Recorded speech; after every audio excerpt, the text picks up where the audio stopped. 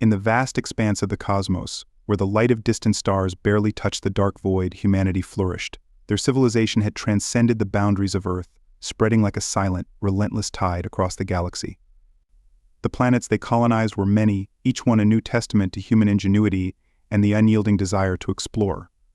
They had conquered not only the physical constraints of space, but also the mysteries of existence, merging biology with technology in ways that rendered them nearly immortal.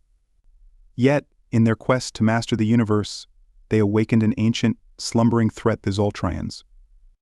The Zoltrians were a species old as time itself, their origins lost in the annals of forgotten galaxies. They were masters of a different kind of knowledge, one that intertwined with the very fabric of space and time. For eons, they had watched the galaxy with an indifferent gaze, believing themselves to be the ultimate rulers of all they surveyed. But humanity's rapid expansion, their relentless colonization, stirred something within the Zoltrians, an ancient fear, long buried, of being usurped by a younger, more vigorous race. When humanity's reach extended into the sectors of space the Zoltrians claimed as their own, first contact was inevitable. It was not a meeting of equals but a collision of wills. The Zoltrians, with their cold, calculating minds, saw in humanity the potential for a rival, one that could not be allowed to grow unchecked. Their response was swift and brutal, a preemptive strike designed to crush humanity's ambitions before they could fully take root. The first skirmishes were small, mere probes of strength and strategy, but they quickly escalated into full-blown conflict. Humanity, unprepared for the ferocity of the Zoltrian assault, was pushed back, planet by planet, system by system. The Zoltrians wielded weapons of unimaginable power, devices that bent the laws of physics to their will, and their fleets moved with a precision that bordered on the supernatural. Yet, humanity was not without its own strengths. Their adaptability, their capacity for innovation under pressure, allowed them to hold the line, even as the cost of the war mounted with each passing year.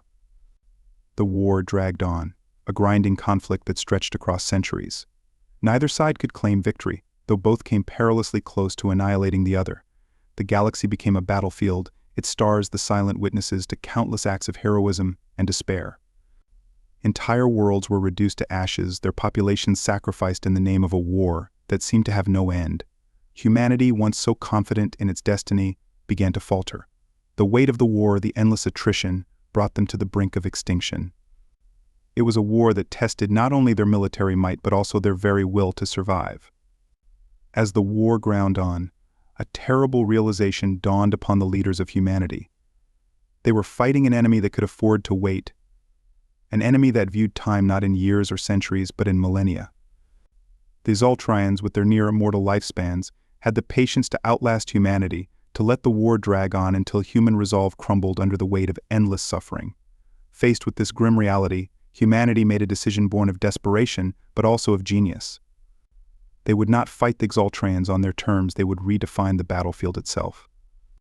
The decision was made to enter frosted stasis, a technology that had been theorized but never before attempted on such a scale. Frosted stasis would allow the human body to be frozen in time, preserved in a state of suspended animation, effectively pausing the passage of time for those within. It was a gamble of unprecedented scale, one that would require the full cooperation of humanity's greatest minds and resources. The plan was simple in its audacity. If they could not outlast the Zoltrians in the conventional sense, they would remove themselves from the timeline altogether, waiting in frozen slumber until the moment was right to strike. The stasis chambers were constructed on hidden worlds, deep within the galaxy, far from the prying eyes of the Zoltrians. Entire populations volunteered to enter this sleep, entrusting their fate to the leaders who had devised the plan. It was a mass exodus from reality, a retreat into the frozen silence of time, where they would remain until the galaxy had forgotten the war and the Zoltrians had grown complacent. As the last of humanity entered the frosted stasis, the galaxy fell silent. The Zoltrians, finding no more resistance, believed they had won, though they could not comprehend the nature of the victory. A war, which had raged for centuries, ended not with a final battle, but with a retreat into the cold embrace of time. And so, humanity waited, hidden in the icy tombs of their own making, while the galaxy moved on, unaware of the sleeping giants that lay in wait. Humanity's fate was now tied to the passage of eons, to the hope that one day they would awaken to find a galaxy ready to be reclaimed. The war was not over, it had merely entered a new phase, one where the battlefield was time itself. The Zoltrians, having believed in their superiority since time immemorial, saw humanity's retreat into frosted stasis as the ultimate validation of their dominance. In their cold, calculating minds, the war had been won, not through the devastation of battle but through the slow, inexorable passage of time, which they had always believed to be their greatest ally. The Zoltrians, with their mastery over ancient technologies and their deep understanding of the universe, chose to bide their time. Their strategy was one of patience, a virtue they had cultivated over millennia. They would allow the galaxy to forget humanity, to erase them from memory, until even the thought of human resistance became a distant myth. To maintain their dominance, the Zoltrians imposed a regime of fear and control across the galaxy. They did not need to conquer every world. It was enough to instill in the hearts of the remaining species a deep-seated terror of defiance. The Zoltrian fleets patrolled the stars with the silent authority of executioners, their presence a constant reminder of the fate that awaited those who dared to challenge their rule. Their psychological warfare was subtle but devastating, planting seeds of doubt and fear that grew into forests of submission. They ensured that no alliance, no coalition of the weak could ever rise to challenge them. They were methodical, stripping away hope from those who might dream of rebellion. Yet the galaxy, vast and ancient, did not rest easy under the Zoltrians' iron grip. The war had left scars too deep to heal quickly. With humanity's sudden absence, the delicate balance of power that had once existed was shattered. Civilizations that had relied on human protection or alliance now found themselves adrift, vulnerable to the whims of a universe that no longer had any semblance of order. Chaos reigned in the far-flung reaches of space, where law and governance had once held sway. Star systems that had once been bastions of civilization now became lawless frontiers, plagued by piracy, warlords, and the remnants of human defenses that operated on ancient protocols, attacking Zoltrian targets whenever they appeared. These automated systems, relics of humanity's war effort, continued to fight long after their creators had entered stasis. They were tireless, unyielding, programmed to defend against an enemy that they could not understand but recognized as a threat. The Zoltrians, while powerful, found these remnants to be a persistent thorn in their side. Though they posed no true threat to the Zoltrian Empire, they were a constant reminder that humanity had not been entirely erased, that their shadows still lingered in the corners of the galaxy. As centuries passed, the Zoltrians began to show the first signs of wear. Their resources, once seemingly limitless, began to dwindle. The vast fleets that had once moved with terrifying precision now showed signs of age, their numbers slowly diminishing as attrition took its toll. The Zoltrians themselves, once so certain of their eternal rule, began to experience a creeping doubt. Internal strife, once unheard of, began to spread among their ranks. The younger generations, born long after the war had begun, questioned the endless vigilance their elders demanded. They grew restless, their minds drifting from the singular purpose that had defined their ancestors. This discontent, subtle at first, began to fester. The Zoltrian leadership, once united in purpose, now found itself beset by factions. Some argued for a new strategy, one that would consolidate their power, rather than spread it thin across a galaxy that was increasingly difficult to control. Others, clinging to the old ways, insisted on maintaining the status quo, believing that any deviation would be a sign of weakness. The once monolithic empire began to crack, its foundations weakened by the very time that had once been its greatest strength. In the far reaches of the galaxy, where Zoltrian influence was weakest, the first whispers of rebellion began to spread. These were not full-fledged uprisings but small acts of defiance, the first sparks of a fire that had yet to ignite. These Zoltrians, so focused on maintaining control, did not see the signs for what they were harbingers of a change that would soon sweep across the galaxy. The galaxy, now teetering on the brink, seemed poised for a new era. The Zoltrians believed they had finally secured their victory, that humanity's absence was permanent, and that the galaxy was theirs to rule. But the galaxy itself had other plans. In the cold, forgotten corners of space, the silent stasis chambers still held their precious cargo, waiting for the right moment, the moment when humanity would awaken and reclaim what had been lost. The Zoltrians had won the war of endurance, but they had not yet faced the true test of their might, the return of a foe that had been forged in the fires of extinction and tempered by the silence of a 500,000-year sleep. In the stillness of forgotten worlds, where time itself seemed to have no meaning, a signal reverberated through the silence, awakening what had long been dormant. The frozen chambers, buried deep within uncharted planets, began to hum with life. Humanity, suspended in frosted stasis for 500,000 years, stirred from their artificial slumber. The process was gradual, deliberate, as the systems designed to preserve them over eons initiated the complex sequence of revival. One by one, the stasis chambers opened, releasing their occupants into a galaxy that had moved on without them. The first moments of consciousness were disorienting, as those who awoke struggled to grasp the passage of time. What had felt like mere moments to them had, in truth, been millennia. They emerged into a galaxy they no longer recognized, a galaxy ravaged by a war that had left scars far deeper than they could have imagined. The initial shock of their awakening was compounded by the realization that the universe they had known was now a distant memory, replaced by a reality that was both alien and familiar.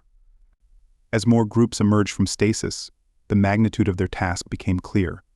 The remnants of humanity, scattered across the galaxy, began to regroup, driven by a shared understanding that their survival depended on swift and decisive action.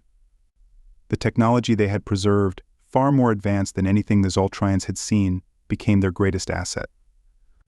It was not just the weapons of war, but the accumulated knowledge, the strategic innovations, and the scientific breakthroughs that had been developed in anticipation of this very moment. Humanity's leaders, those who had planned for this day, quickly organized the survivors. They assessed the state of the galaxy, mapping out the territories still under Zoltrian control, and identifying the weaknesses that had begun to appear in their empire.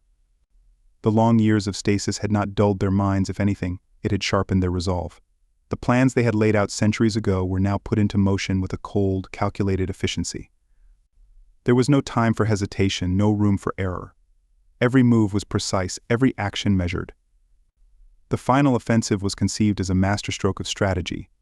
It was not a mere battle, but a series of coordinated strikes designed to dismantle the Zoltrian power structure piece by piece. The Zoltrians, for all their strength, were caught off guard by the sudden resurgence of an enemy they had believed vanquished. Their response was one of disbelief, a reaction born from the arrogance of a species that had ruled unchallenged for so long. They scrambled to assemble their fleets, to rally their forces, but the cracks in their empire were now too wide to be easily mended. Humanity's attacks were relentless, their precision devastating. The Zoltrians, already weakened by centuries of internal strife and resource depletion, found themselves overwhelmed by an enemy that seemed to know their every move before they made it. The humans, having spent millennia in preparation, were a different force altogether, ruthless, efficient, and driven by a singular purpose to end the war that had once threatened their very existence. The final offensive began with a series of devastating strikes across key Zoltrian strongholds.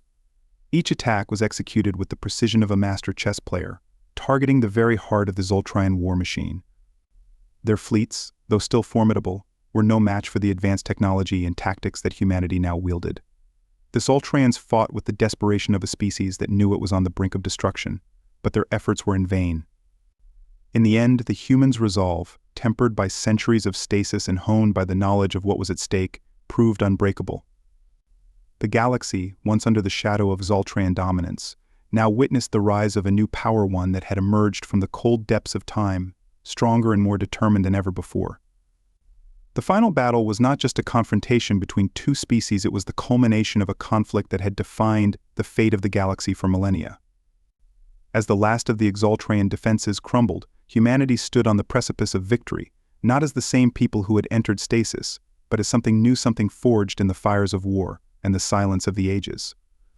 They had awakened to a galaxy in need of order, and they were ready to impose it, with the cold certainty of those who had seen the edge of extinction and refused to be pushed over. The war was nearing its end, but the legacy of what it had wrought was only beginning to unfold. In the dark void of space, the final confrontation unfolded with a ferocity that echoed the ancient enmity between two civilizations. The Zoltrians, driven to desperation, summoned their last and most fearsome weapon, a planet-sized warship, an embodiment of their once unquestioned dominance. It moved through the galaxy like a dark star, its gravitational pull distorting space itself, its arsenal capable of annihilating entire systems.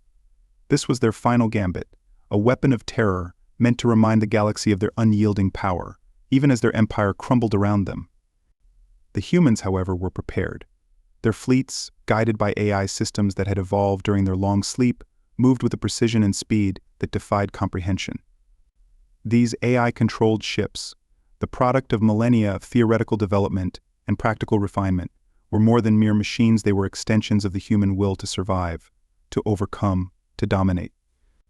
As the Exhilarating warship advanced, the human fleets converged upon it, not with brute force, but with the calculated strategy of those who had studied their enemy's every possible move. The battle that ensued was a symphony of destruction, a dance of death played out on a scale that dwarfed anything the galaxy had witnessed before. The Exhilarations, in their last stand, unleashed the full might of their warship, its weapons tearing through space like the claws of some ancient, wrathful god. But the humans, with their AI fleets, anticipated every move, countering with attacks that targeted the warship's critical systems, exploiting weaknesses that even the Exhilarations had not known existed. It was a battle of minds as much as of machines, where every action was met with an equal and opposite reaction, where the line between victory and defeat was drawn as thin as the edge of a blade. In the final moments, the humans achieved what had once seemed impossible. They disabled the warship's core systems, rendering it a massive, inert hulk drifting in space. But the victory was not without its consequences. The warship, now a dead Leviathan, began to succumb to its own gravitational pull, spiraling down towards the Exhilarating homeworld.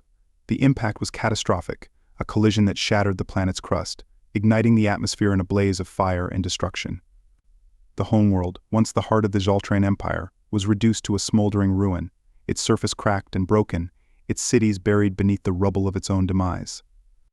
The empire that had ruled the galaxy for eons was no more, its remnants scattered and leaderless, left to wither in the cold darkness of space.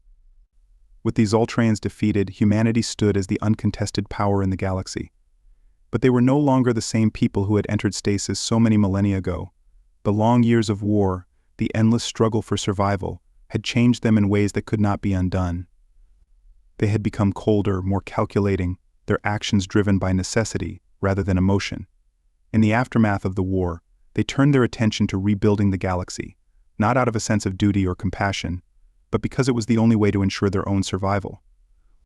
The reconstruction was methodical, efficient, devoid of the idealism that had once driven humanity's expansion into the stars. They established new colonies, not as beacons of hope, but as strategic outposts designed to secure their control over the galaxy. They brought order to the chaos left in the wake of the war, but it was an order imposed with a steel hand, guided by the cold logic of survival. Humanity had learned the hard way that compassion was a luxury they could no longer afford. Yet, even as they rebuilt, a sense of unease lingered. The war had taken a toll that could not be measured in resources or lives lost. It had changed the very nature of what it meant to be human. They had won, but the victory felt hollow, tainted by the knowledge of what they had become. The galaxy was theirs, but at what cost? The future, once filled with endless possibilities, now seemed uncertain, shrouded in the shadows of the sacrifices they had made. As they looked out into the vastness of space, humanity understood that the war was over, but the struggle for their own souls had only just begun. The galaxy was a different place now, and so were they. The victory they had achieved was tempered by the price they had paid, and the hope for a better future was tinged with the bitter knowledge that they could never return to what they once were. Yet, in the midst of this uncertainty, there remained a glimmer of hope, a belief that, even in the darkest of times, there was still the possibility of redemption, of finding a way forward that did not lead to destruction, but to something greater, something truly worthy of the sacrifice they had made.